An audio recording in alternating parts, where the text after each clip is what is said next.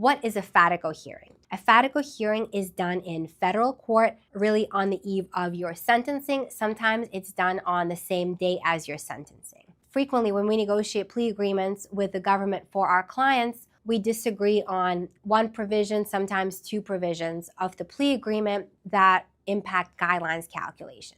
And what a FATICO hearing is it's a hearing before the judge, before sentencing, that has the judge decide the disputed issue that impacts sentencing guidelines. And sometimes we don't have an agreement on whether or not an enhancement applies or a certain reduction applies. Sometimes we don't have an agreement as to whether or not something is relevant conduct. But ultimately, in the plea agreement that is negotiated, we write, we do not have an agreement on X, and we agree to do the hearing. Sometimes these hearings come about where probation issues a pre-sentence investigation report, and then we object to something in the pre-sentence investigation report. And if the factor is important enough, the judge would order a hearing. At the hearing, it's not beyond a reasonable doubt, it's preponderance. So it's a much lower standard, and the prosecutor has to show by a preponderance that it's more likely than not that something happened, that a certain enhancement applies, that certain conduct is relevant conduct. So ultimately, if you're really close to reaching a plea agreement, and if there's a little snag,